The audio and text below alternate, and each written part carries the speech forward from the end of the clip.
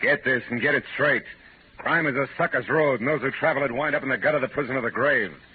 This time, rain slashing a glass roof, an old man's curiosity, and an imaginary imp out of place. They all became important when two people died violently so a third could make a killing.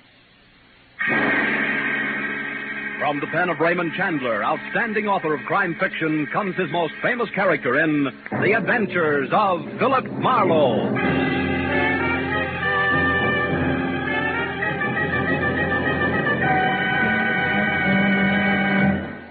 Now, with Gerald Moore, starred as Philip Marlowe, we bring you tonight's exciting story, The Fatted Calf.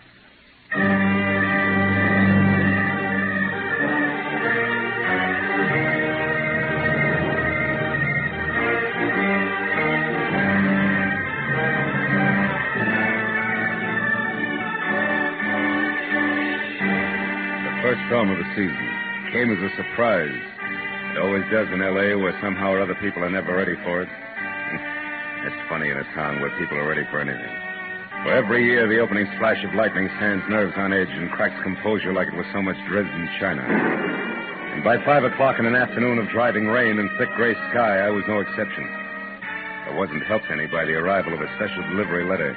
A $100 bill enclosed, which dragged me out of my suddenly cozy office, into my car and over to Studio City in the San Fernando Valley, where, according to the letter, Junius Poppy, the veteran cartoonist and creator of the impish Peter Pageant comic strip, wanted to see me at once. But as I wound up the spiral of macadam called Sunswept Drive toward number 3840, I forgot about the storm around me and wondered instead about the man I was going to meet.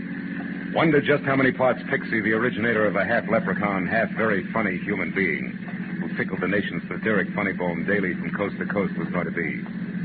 And when I was parked in front of the place, which was a few million raindrops bouncing off a roof that was all glass, out of my car and going to the front door, I had made up my mind. Junius Poppy had to be small, slight, delicate, and maybe self-effacing, but certainly pleasant. Mr. Marlowe? How wrong can I be? Huh? Oh, Mr. Poppy. Yes, of course. Come in. You're getting wet. Follow me. But don't touch anything. You're soaked. Junius Poppy was tall, heavy-set, gruff, and a crab. I dripped little puddles of water behind him through a long hall into a studio, which was a half a dozen easels under twice as many fluorescent lights, and a litter of Peter Pageant drawings everywhere. Then, while Mr. Poppy did not offer me drink, cigarette, or even chair, I became resourceful. I took off my own coat, dropped it in a corner where it sloshed into a disgruntled heap, and I defiantly lit a cigarette and started to... Please, I despise tobacco. Oh, excuse me. Now, first, Mr. Marlowe, a few facts. I've been drawing Peter Pageant for 27 years, but unlike most of the syndicated cartoonists, I employ no staff. Reuse no material, allow nothing to be published that I haven't created personally, down to the last stroke of the pen. However, I do have an assistant who serves two purposes. One, he inks in the balloon. What? The circle is where the words go. Oh. And two, and more important, he watches me work daily so that when I'm gone, yes, even cartoonists die, you know, Peter Pageant will continue uninterrupted. My assistant is named Sid Kagan. And he, to be more exact, his wife, Louise, is the reason I'm hiring you. Twice I opened my mouth to ask a question, but twice he waved the question aside. So liking him less by the minute, I listened to him tell me what for the past week Kagan had been. First preoccupied, then upset, and finally rebellious. Poppy, a bachelor who didn't want to lose a good man because of anything as trivial as a marital problem, had investigated and learned that Louise Kagan had spent a week in San Francisco recently. But he hadn't learned any more because an appointment he had made with her to talk it all over, since the sleuthing was not subtle, hadn't quite come off. Yesterday, Marlowe. We were to meet at a cocktail lounge. I was early, and so I saw her come in and sit down. She's the type of tall brunette you don't miss. I was about to start toward her when she suddenly leaped from her table and hurried out of the place. For no reason? Please don't interrupt me, Marlowe. Of course she had a reason. She was frightened at the sight of a man approaching her. He was very ugly. Patent leather hair, sallow complexion, eyes that belonged on a hawk. He followed her out, but she got away from him. And then he disappeared, too. And Louise hasn't called you since to explain? Until late last night, no. And then she apologized and lied about why she didn't show up. Forgot, she said. Casual-like. Huh? Overly casual-like, Mr. Mann. Please don't touch those drawings. Oh, I'm sorry. Yes, no. We made another appointment for 6:30 tonight at a different place. An artist hangout called the Talisman on Lancashire. This time, Marlowe, I want you to go in my place. Perhaps my approach is too mechanical. There's just a chance. Now, Mr. Poppy, a few questions. First, the Kagan's home address. 717 Magnolia Boulevard. 717. And Kagan himself, he's still working for you regularly? Yes, although he called this morning, said he was sick. Now, please ask your questions quickly. I must return to my work. Peter Paget's schedule, 4 frames a day, hasn't been interrupted in 27 years. Oh, here, this might interest you. Here, take a look at this. The last frame has a lot of detail. Yeah, it has. Peter addressing the U.S. Senate, huh? Cute. You always work in pencil and ink in later? Yes, that's right. Now, anything else? Yeah, there is, Mr. Poppy. The whole business. Kagan's problem. I mean, if it's only a case of a gal not being true to a guy, I quit, and you get your dough back. I graduated from the over-the-transom class. Louise Kagan is not the kind of girl who plays around. I know. What makes you so sure? Well, for one thing, an example. Maynard Roper. Who? Maynard Roper. He's an agent for Empire Features, the syndicate that handles my work. And though extremely handsome and what the ladies would call smooth, he got no place being, shall I say, attentive to Louise. I could tell, I observed. Now, satisfied? For the moment, I can still play that Roper just wasn't her type. I'll call you later, Mr. Poppy. Goodbye. And don't bother showing me out. I can find the way myself.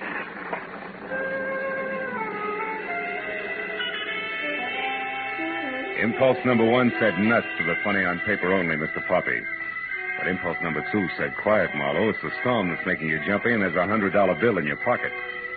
So I got into my car and drove the 1.5 miles to 717 Magnolia Boulevard, where I figured I'd look over the Kagan home grounds before it was time for me to show it to Talisman. As I drove past the place, I saw there was a light in the living room. And a woman, brunette and attractive, who was no doubt the lady of the house, paging through a magazine. And things stayed like that each time I came around the block. 20 minutes later, when I parked in front of a nearby corner drugstore to get cigarettes, I forgot the lady of the house because getting out of a parked car in front of me was a man with sallow complexion and eyes borrowed from a hawk, easily seen by the rain-splashed light from the display windows. And when he hurried inside into a phone booth, I saw the patent leather hair Mr. Poppy had already described.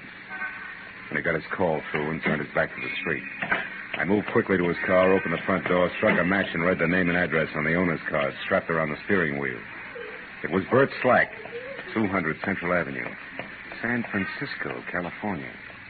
The city in which Louise Kagan had recently chosen to spend a week.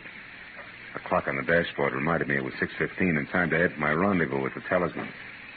But a little voice deep inside said Mr. Bert Slack shouldn't. So, for what it was worth, I reached under the dashboard and yanked the ignition wire. Then I got back into my car, hoping to gain 10 minutes, and headed toward the club on Lancashire Boulevard.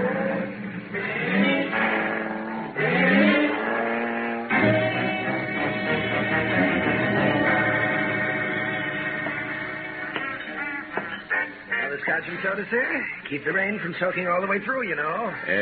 Yeah, all right. Another scotch and soda. Hey, wait a minute. That lady there, the one in the blue cape just came in? Oh, yes. Ask her to come over to Mr. Poppy's table, will you? We'll order then. All right, sir. In a jiffy.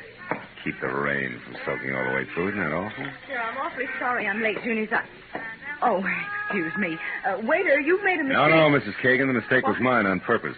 You wouldn't have known me by name. Which is what? Philip Marlowe. I'm a friend of Junius's. He was tied up with his work tonight and asked me to keep this date for him. Like a drink? No, thanks. I haven't got the time. But why didn't Junius call me or leave a message here? I don't know. Perhaps he forgot or... Perhaps you're a liar. Perhaps he called my place after I left, then called here. Waiter. Yes, ma'am? Will you please check with the captain and see if anyone left a message for Mrs. Kagan, please? Yes, ma'am. And on your way back, 2 scotch and sodas, huh? Yes, sir. Now, just a minute, Mr. Marlowe. I've already said no. As long as we're playing things back, you already said I was a liar. Why? Because Junius told me that my meeting with him would be personal. And since he's gone far enough out of his way to even call me on the telephone about it, it must also be important to him. It is. As important to him as, say, San Francisco is to you. San Francisco. So you're not really a friend of Junius Poppy's? Not buddy, no. But I am a friend of Bert Slack's. You know Slack? Yeah. Now, why don't you sit down, Louise? Our drinks are coming. Well, here we are. 2 scotches and sodas. Just the thing to keep the rain... Oh. I already said that once, didn't I? Yes, you did. Yeah, well, 2 scotches and sodas just like you ordered. Oh, and no message for you, Mrs. Kagan. Thank you. Mr. Marlowe, you know about San Francisco, you know about Bert Slack, and somehow or other you know I was supposed to meet Junius Poppy here, and he couldn't make it. So why don't you just sit here and think it out all by yourself, huh?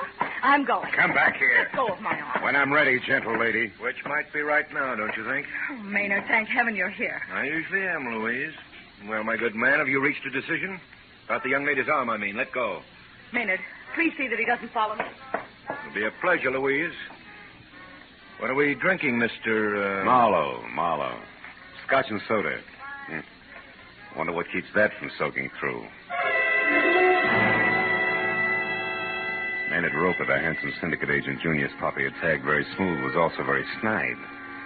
When he slid into the booth next to me and we each had a fresh drink while Louise Kagan put distance between us, I knew that the urge I had to punch him in his finely chiseled Grecian nose could not be blamed on the stormy weather. It would be just as much fun on a sunny day. And a couple of minutes later, when he got up, flashed, glistening uppers and lowers at me, and started to leave with a worse than snide, "Bye-bye, boy." I had to hold on tight. Somewhere along the line, I slipped. "Hey, Roper, you forgot something." Oh? No, what is it? This. Ontario. Also, you didn't thank me for your drink. It was rude of you. Bye-bye, boy.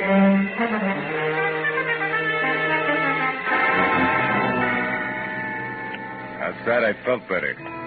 As I walked around to the alley behind the club where I parked my car, I noticed that the rain had tightened up to a drizzle that was about ready to call it quits. That a corner of the sky already showed dark blue with a single star front and center. What I didn't notice until I was lined with my front fenders was company on hand. I've been waiting for you. He was small, with wide-open eyes that flashed something close to hysteria, the length of a long, thin arm that was pointed at me and trembled while the hand awkwardly held a gun for what had to be his first time. I'm Sid Kagan. I want to know why you're following my wife, what you had to do with her. I do know that you're a private detective and that your name is Philip Marlowe. That Junior's puppy hired you. That much I found out. And you ought to be able to put the rest together yourself. You're a big boy now. Junius is worried about you, Kagan, because you in turn are worried about your wife. Look, he wants to help you all the way around. I don't believe you. I only believe that people are bothering Louise, molesting her, driving her out of her mind, and I want to stop them. I want to protect her. All right. Take a look at this picture and see if you can tell me whether or not this is one of those you say are molesting her. Picture? Let me see. I can't. It's only a calling card, Kagan. Don't give me that gun. Sure. With the clip out. Here. Oh, also, I'll give you some advice. Go on home, Kagan, and soak your hot head in a bucket ice cold. It's the most you can do to help. Now beat it before I get mad. Go on. All right. I'll go. But remember, Marlowe, I'm still going to protect my wife. Yeah, I'll remember, Kagan. You jerk. Nothing as stupid as an amateur with a gun. Stand still, Marlowe. I'm no amateur. Oh, fine. I wouldn't bother looking under the hood, either. We're now even. One torn ignition wire deserves another, Well, Mr. Slack. You in that 38 been waiting long? Long enough. So you're a private detective, huh? Now, that's interesting. I'm a private eye, too. Really? You find crumbs in every profession. Where do we go from here? No place. It's a team, anyhow. I'm finished. I've done my little job. I'm leaving town. The personal business that brought me here is over and done with. All's well. You'd be smart to look at it that way yourself, Jack. Yeah, brilliant. We'll go over big with my client, wouldn't it? What's the difference how it goes over with your client now? Why don't you read the papers? Meaning what? The latest edition. Here, catch. And read. Junior's puppy found. Out loud, Marlowe, please. Found dead in his Studio City home. Creator of Peter Pageant shot to death. Surprised, huh? Yeah, plenty. No, that's too bad. But I guess you'll get over it while you walk all the way down this alley without turning around. Now, go on. Move, Mr. Marlowe, as directed. Goodbye.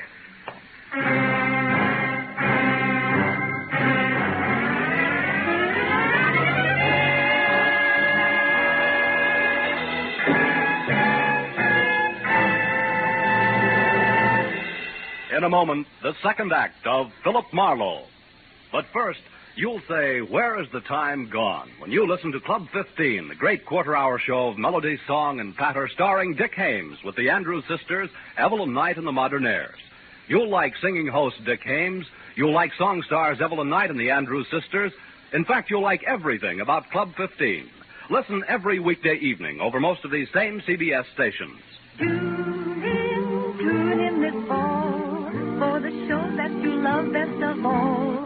listen carefully, here's the address. It's CBS. Now, with our star, Gerald Moore, we return to the second act of Philip Marlowe and tonight's story, The Fatted Calf.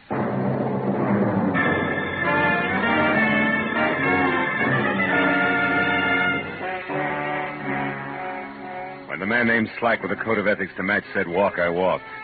By the time I'd taken 10 steps, I knew that he was already gone, so I went back to my car, cursed my way through a fast repair job on the wiring, and headed for my late client's studio again.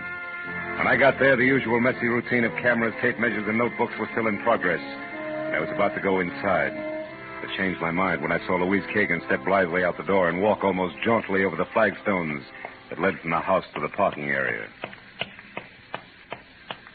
Hey, Louise, wait. Oh, you again. Well, what do you want? Just one good, morbid reason why you're not making with tears over what's inside. I never lost any love in there. If I pretended I had, it wouldn't fool anybody for 5 minutes. Nobody liked Junius Poppy, and I was no exception. I'd go real easy with that kind of talk from now on if I were you. What's that crack supposed to mean? That not later than tomorrow morning, your husband, Sid, will take over Peter Pageant completely. So? So you struck gold, you're in, you got it made. Are you implying that I had something to do with Junius's death? Oh, I doubt that you pulled the trigger, baby, personally. But there's a good, solid connection, and I'm going to find it. Where's your husband? Inside with the police? No. I came here looking for him. He must be at home. Mm-hmm. How much do the cops know so far? Nothing, except that Junius died between 2 and 3 hours ago. Look, why don't you trot in and ask them yourself, Quizmaster? I don't think they can help me. You see, I'm still interested in a big, ugly question mark all wrapped up with San Francisco. Look, Mr. And before I turn loose of it, I'll understand it, believe me. I'm going over to your place now to talk to Sid. Can I give you a lift? No, thank you. Suit yourself. I'll get there ahead of you, and I might find something you wouldn't want me to know about. All right. I'll ride with you. Let's go. Let's do that. Get in.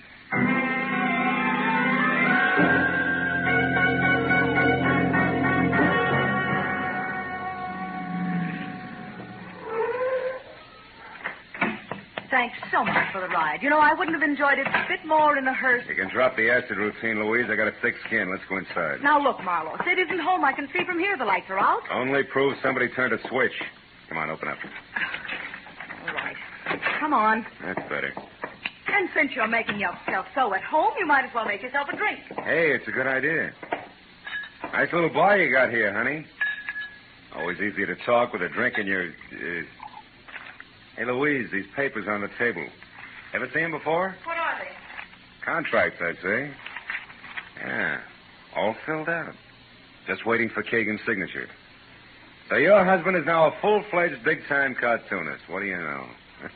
Pretty fast work, huh? Just what do you... Creator of Peter Pageant's been dead not more than 3 hours, and already his successor's contracts are drawn up. No wonder Junius was bitter. Maynard Roper had those drawn up beforehand, just in case. Yeah, just in case somebody's patience ran out. Could be your husband's. I want to talk to him. You're out of your mind. He's been here, baby, and not long ago either. Here's his trench coat on the chair. What? Maybe he left again, and maybe he didn't. Now, you take a look through the rest of the house, and if you find him, tell him to come on out. There's still time to talk. Or go on. She gave me a glare that said she'd like to run my head through a garbage disposal unit and walk past me into the hall. As I held the trench coat, I saw an interesting smudge on the elbow of the right sleeve. It was an imprint of the little cartoon character, Peter Pageant, in the exact pose I'd seen earlier. Peter Pageant addressing the United States Senate. It could only mean one thing. The right sleeve of the coat I was holding had been jammed down into wet ink on Junius Poppy's drawing board shortly after I'd left the studio at night. I was still looking at the coat when Louise came back. She started to say something, but the doorbell interrupted and kept on interrupting, and finally she walked over and answered it. It was Bert Slack, the man from San Francisco. His face, green and waxy, would have worn the same look if he'd been falling out of a 10-story window and knew he couldn't hold on. He gripped the door casing with both hands, like a slow-motion fireman sliding down a pole. Suddenly, he jerked up one hand and pointed at Louise. He turned his eyes at me and tried to speak. Then he took 5 sliding, stumbling steps into the room and pitched headlong to the floor. The handle of a knife, ringed by a patch of drying blood, stuck out of his back between his shoulder blades. Oh, Sid, you Sid, couldn't have... you think Sid did it? Why, Louise? What's the reason? No, I didn't mean that. Oh, get away, get out of here. Not yet. Slack was a chief private eye from San Francisco, and you just got back from there.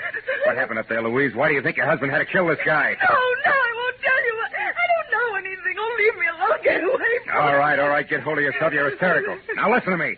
Where does Roper live? Come on. Maynard Roper, his address. 94 Addison Avenue. Why? Because your husband might be there, and I want to talk to him now more than ever.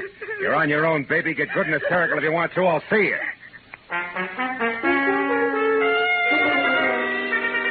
94 Addison Avenue was a shellac pine under ivy bungalow, hiding behind 10 feet of manicured hedge, and flanked by a small swimming pool that involved more chromium than water. When the door opened in response to a deep-toned gong, I saw several $1,000s worth of Chinese modern doodads behind the quilted silk smoking jacket wrapped around Maynard Roper, who first glared a helping of hate at me and then changed his mind and smiled. Well, hello, Marlowe. You seen our hot-tempered Louise lately? Yeah, I just left her. She had the temper scared out of her when a guy died on a living room floor. How horrible. Yeah. This one had a knife in his back. He'd been carrying it for some time. Made it as far as Kagan's because he had something important to say, but he couldn't get it out. His name was Slack from San Francisco. Ever hear of him? Slack? Why, no. Hey, tell me, have you seen Sid Kagan recently? I mean, within the last hour? Yes, twice. Once when I took his new contracts to his place, and again when he came here to talk them over. He left a few minutes ago. Say where he was going? No. Wait. He did say he intended to stop at a drugstore. He had a headache. Which drugstore? Well, the one down the street about a block. Mm-hmm. Oh, but look, Marlowe, surely you don't really believe that Sid killed this man? He had a motive. Do you realize what you're saying? What have you got to go on, actually? A slip his wife made, and a Peter Pageant that turned up out of place. Well, Louise was no doubt hysterical. Under those circumstances, I'd be, too. And as for Peter Pageant, don't forget that Sid's been practicing him for 6 years. He probably combs Peter Pageant's out of his hair at night. Not this one. It was on a trench coat sleeve. I found it in Sid Kagan's living room. It was picked up from wet ink on Junior's Poppy's drawing board tonight. In fact, it was the last Peter Pageant Junior's drew before he was killed. That's what I've got to go on, Mr. Roper, so thanks and good night.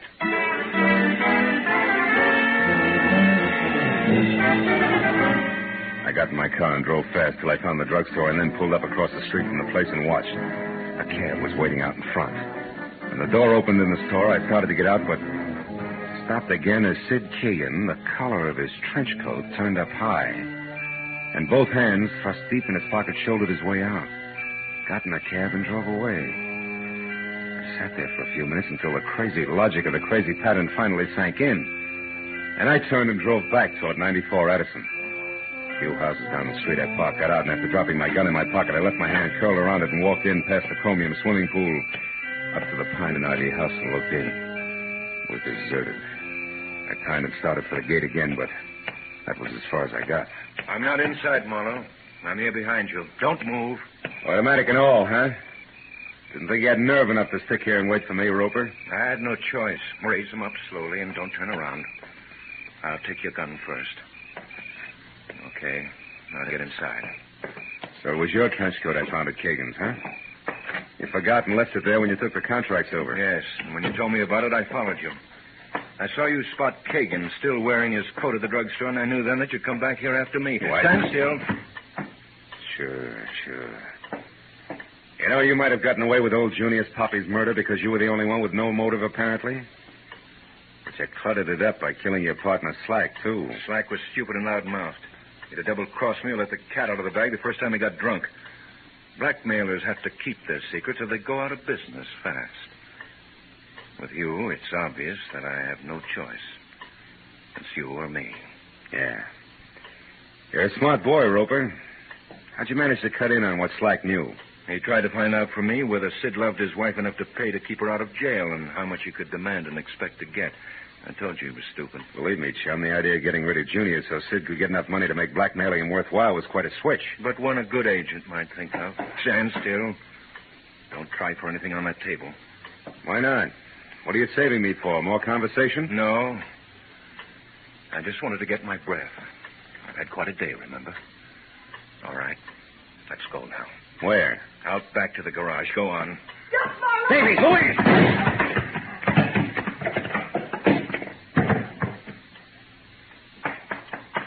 Marlowe, is he dead? I don't know. I don't think so. You sure picked a sweet time to show up, baby. How'd you manage it? I was out there a long time listening.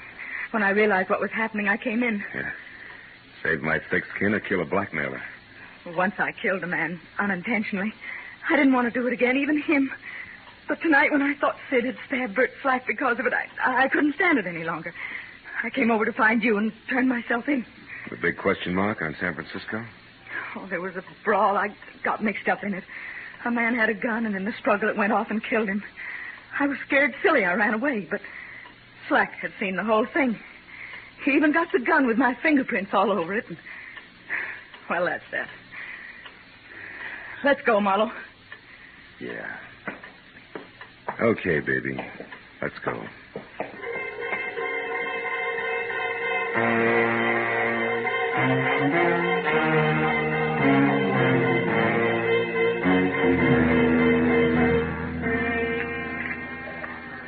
Two refills, please. Okay. Better have some more, Sid. It's going to be a long night. Yes.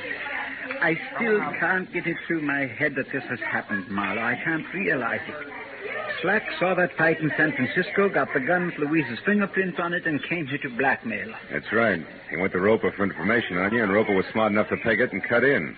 Killed Junior, so you'd get more money by taking over the strip, and then... And then he and Slack began to fight between themselves, and Maynard killed him, too. Mm-hmm. How can there be people like that? Same way there can be rattlesnakes, black widow spiders, and cancer. Marlowe, what is going to happen to Louise? I don't know, Sid. Oh, But she's got something now she didn't have before. what is that? You. You loved her all the time. But she didn't know what that meant. She does now. Look, she might be finished with the police. Maybe you better go over, huh? Yes, I guess I'd better. Good night, Phil. And thank you. So long, Sid.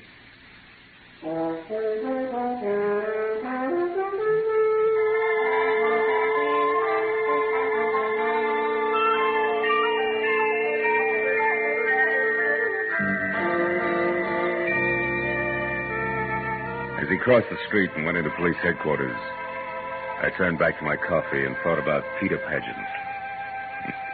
The impish, whimsical little character with a sly, knowing smile, half sad, half amused at the foibles of the world. Yeah, the world seems more and more to be made of halves. Like that old song. How's it go?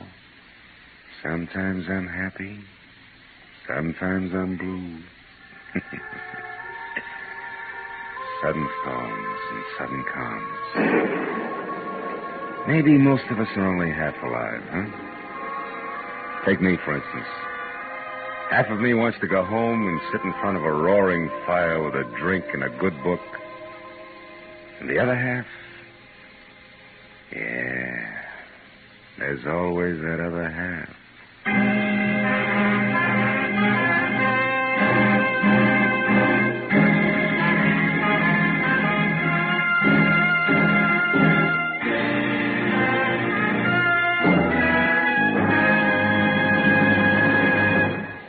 The Adventures of Philip Marlowe, bringing you Raymond Chandler's most famous character and crime's most deadly enemy, star Gerald Moore, and are produced and directed by Norman McDonnell. Script is by Mel Donnelly, Robert Mitchell, and Gene Levitt. Featured in the cast were Vivi Janis, Howard McNear, Parley Bear, Bill Johnstone, and David Ellis. The special music is composed and conducted by Richard Orant. Be sure and be with us next week when Philip Marlowe says... It started with a wreck and went from there to double murder over $75,000 worth of glitter that nobody got in the end. Because I found out just in time what was fishy about the tale of the mermaid.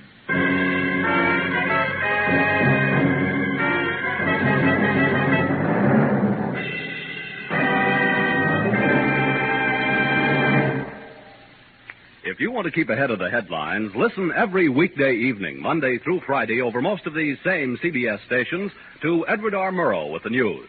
Mr. Murrow is radio's most distinguished reporter. His informal but informed manner of presenting the news has earned him more awards than any other newscaster on the air.